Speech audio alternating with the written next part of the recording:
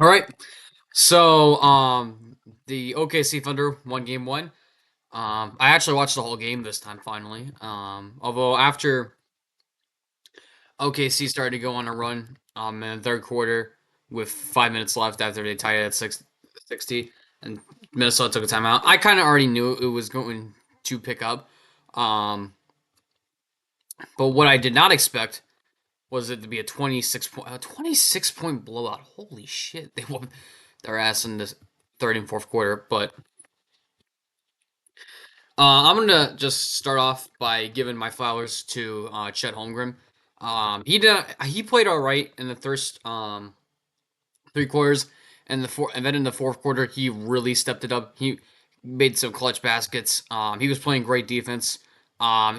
It finally looked like with him, he finally was able to understand what the playoffs were about, and finally showed that he was ready, right? Because there had been questions if Jalen and Chet were ready for this moment, right?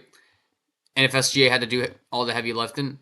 And Chet proved that tonight, and Jalen proved that with Game 7, that I think they're both ready. Obviously, they're still young, so there's still going to be some things they're going to have to learn. But overall, both of them played really great tonight.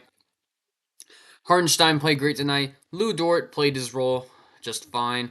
Caruso, he didn't have a big defensive impact, as big as I thought it would be. Because I thought when he got on put on Julius Randle, at times, I hope it makes sense. I thought it would really cause Julius Randle to not play well, but Julius Randle was the only guy other than Edwards to even bother to show up for the Timberwolves night, which we will get to later. But another person two people I want to give a shout out to were Casey Wallace. He played 33 minutes tonight. He played really well, plus 21, plus minus. I mean, you could feel his impact. I mean, did he get any? He didn't get any steals or blocks, but he played really well this game. And then Kenrick Williams. I did not expect him to be in this series. How many fucking people does fucking like, what happened with Jalen and Kenrick? Like, is there anything it has to be matchup based? But Jalen Williams, the big man, not J Dub, he didn't play at all, and Kendrick ended up getting 10 minutes and played really, really well. So that was something that was surprising. Although to be fair, they didn't have to deal someone with Jokic. So yeah, I mean it is what it is. But from the third quarter on, around the 5 minute mark, this team was just clearly better. Uh, um, Also, one other thing: don't let SGA's box field goal percentage, although it's horrendous, fool you. In this game, he played really well. From the third quarter on. Third quarter, it was his. Fourth quarter could have been a little bit better, but he played really well. He was getting to the line. He had 31 points, and despite shooting 10 for 27, which is 37% from the field, which is horrendous, he still played really well. Um, I will say one thing that I did not expect going into this game was the Thunder reluctancy to shoot the three ball. Even though they shot like 21 threes, they were passing up on a lot of threes and getting to the rim a lot, which ended up working out for them, I guess. But Caruso really was the only guy that I saw. Kendrick too, but they were the two main aggressors in getting the three ball, plus Shea as well. But nobody else was aggressive in shooting the three. And if they can get to two and shoot it, they're gonna be fine. But if they can't, and they have to rely on their 3 point shooting, which I think Minnesota will make that adjustment of switching to probably like a zone that will favor them, allowing more 3 pointers. I think OKC potentially may be in trouble. Um,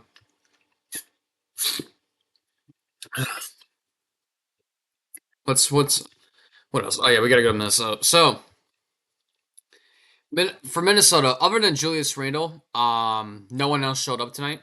Obviously, Anthony Edwards is Anthony Edwards, but could have gotten a couple layups, could have gotten a couple more threes, but he ended up having 4 turnovers. Yes, Julius Randle had 5 turnovers, but in the first half, he was just hitting shots, man. Some of the shots he were making were ridiculous.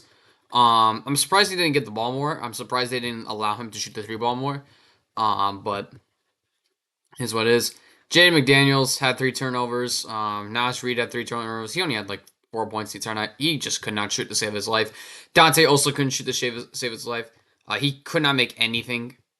He took like 12 of his 14 shots with three and only made three of them. So, I mean, he couldn't really do shit.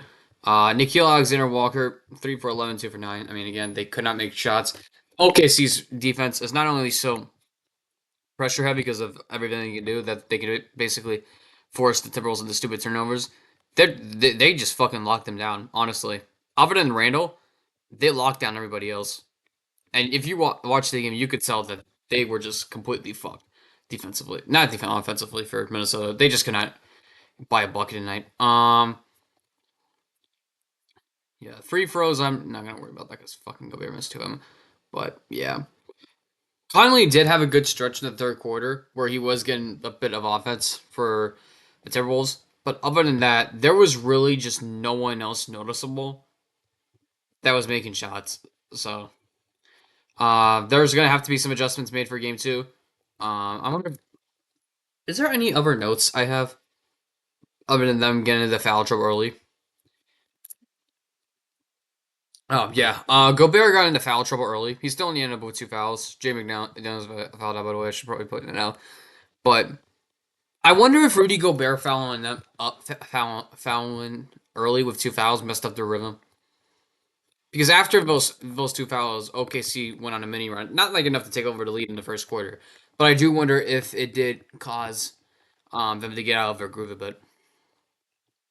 Um, is there anything else? Oh yeah, one more. Jalen Cork. He only played 6 minutes tonight, but I am gonna say this about him because I think that he did look inexperienced out there. I did make the tweet. Um, let me pull the tweet up. Um, because I think that there's something there with him, but let me pull this up. Yeah, all right, here we go. Let me pull this up. He has like the potential to play a real like lockdown defensive role in this playoffs. I think he has a lot of potential. Um, I mean, he was given some good minutes off the bench with his energy and his defense. He did have a lapse where he ended up having a 24-second violation because he didn't recognize that the ball didn't hit the rebound, but he got a bucket, so it's fine. But I feel like if they used him a little bit more on defense, they would be a whole lot better for. How tall is Jalen? He's like 6'3", 6'4", 205. All right, so he could. I feel they're eight deep, right? The Timberwolves are eight deep. I feel like there's a lot more they could have done in this game with Clark in particular of just letting him play defense on whoever. Honestly, if you wanted him to play defense on Shea, he probably could when Jaden was out. But if they're gonna keep getting into foul trouble like this, like they did early in this game, because they were fouling like crazy, Jalen is gonna have to be a big part of the series because he's gonna have to lock down pretty much everybody in sight. And he's gonna have to play that Josh Hart role, which I don't know if he could. I don't know if he's ready for that moment, but you never know. Throw him out there and see what happens. You could just end up with a Julian Strawford performance. Um, so is there anything else I need to point out that I've noticed? Um, I don't think so.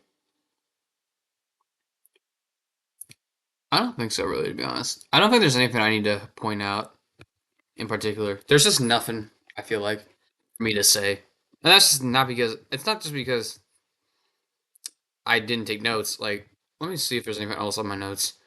Um, yeah. Oh, yeah. I had the homegrown needed more strength in the offseason.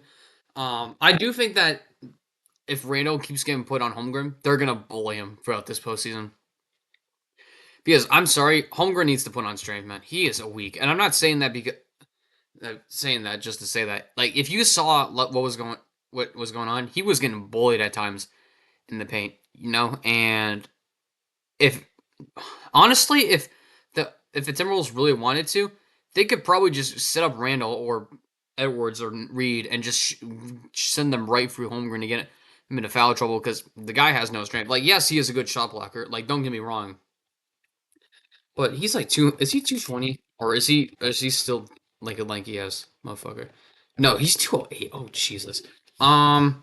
Yeah, I think they having Julius Randle is probably going to help in this series if he can get Chet Holmgren to foul out early, not foul out, but get into foul trouble early because he just owns the size advantage against him. And if he gets him into a position where they can get Holmgren out of the game, that might help because Holmgren, based off his fourth quarter play, if he continues to play well like that for the rest of the series, they're gonna have to find a way to get him out. That's they just have to. There's just no other way they can't. I don't think there's anything else I have to say. Um,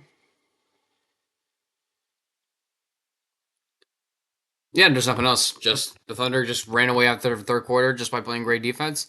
Chet Holmgren putting on a masterclass and just Thunder playing Thunder basketball.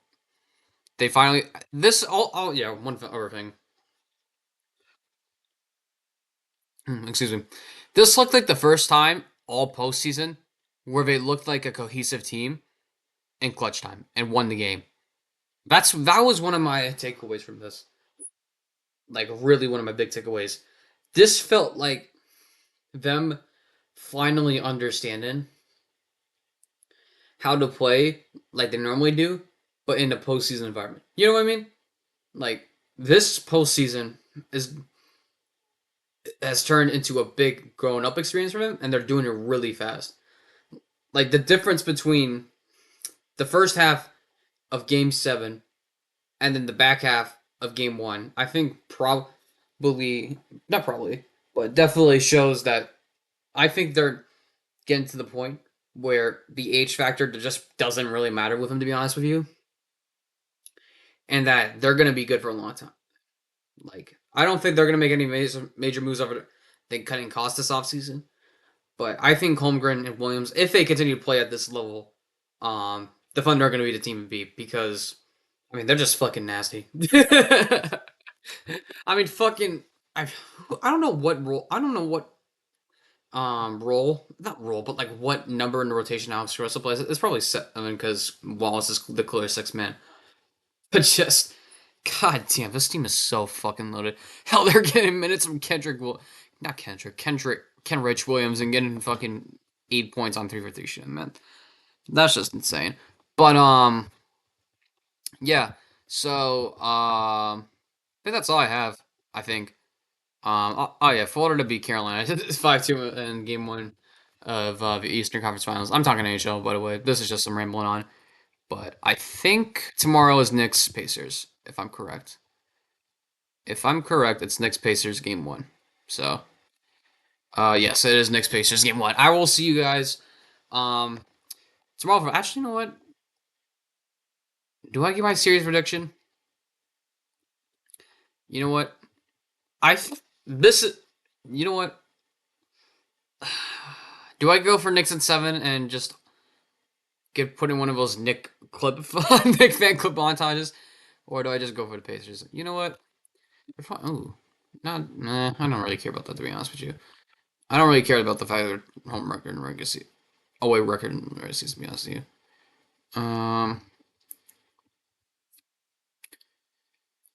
this is not time in the playoffs. I just realized. I just love it, but Isaiah Jackson. Oh, he's out for the year. Okay. Um, you know what? I'm gonna go Pacers in six. I think given the fact they just beat Cleveland the way they did, um, as much as I want to like the Knicks, the way the Pacers beat Cleveland is impressive. Even though I'm talking for final two games of the way because they played really well despite the fact that Cleveland had injuries. So now thinking about it, I think Pacers are on a hotter streak. I do think Knicks can't win this series. Actually, you know what? I'm gonna go Pacers in seven because I think that's more fair. Because I think either team can win this. But hold on. How did they do final game? Was this the Tyrese Yep, Tyrese Halliburton masterclass probably. Yep, Nembhard, Siakam, Turner, Neesmith. Yep. Yeah. They are starter. They're just as starter heavy as the. Are they just as starter heavy as the Knicks? Because I thought that they could be. No, are they just the starter heavies in the Knicks? I mean, it depends on the matchup. That's probably better. I guess it just depends on the matchup. That's fair. I don't know, because this is a fucking blowout. Let me go to a close game. Like, I'm talking like close game before it becomes a blowout. Um, yeah, they don't use their bench that much. I mean, Matherin will come into the game. Shepard can come into the game. McConnell will come into the game. Toppin will come into the game. I guess it depends on the situation. So we're gonna see both teams that really use their starting five in this series. So yeah, hope I get put into some Nick clip montages after they win this series because I said Pacers in 7. But anyway, that's all. See you guys.